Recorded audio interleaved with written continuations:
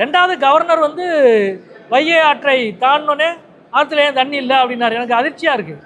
ஏன்னா இந்த கோடையில் ஜூனில் ஏற்கனவே இருக்கிற பருவமழை 30% தான் பெஞ்சிருக்கு.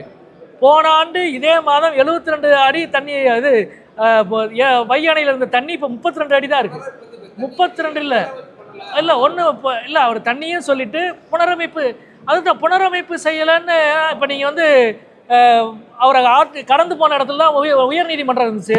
இத்தனை வழக்கு ஏன் நடக்காமல் இருக்கு? நான் வழக்கு நடத்தவான்னு கேட்கலாமா? இவ்வளவு வழக்குகள் நிலுவையில் இருக்குல்ல நீதிமன்றத்தில், ஏன் இவ்வளோ வழக்கு நிலுவையில் இருக்குது? நான் வேணால் வந்து ஆளுநர் மாளிகை தலையிடலாமல் கேட்க முடியுமா?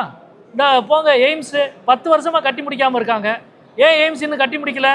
ராஜ்பவன் உடனடியாக நடவடிக்கை இருக்குன்னு சொல்ல வேண்டியதானே? அதெல்லாம் வந்து அந்தந்த துறை, பொதுப்பணித்துறை செய்ய வேண்டியதை பொதுப்பணித்துறை தான் செய்யணும். நீதித்துறை செய்யணும்னு இல்லை செய்யலான்னு சொல்கிறது வேற. இதை வந்து சரிப்படுத்துங்க அந்த ஆதங்கம் எல்லாருக்குமே இருக்குது. அது பிரச்சனையே கிடையாது. நாங்கள் அதை செய்வோம் என்று ஒரு இணை நிர்வாகத்தை நடத்துகிற முயற்சி இருக்குது. அதை நாம் அனுமதிக்க முடியும்.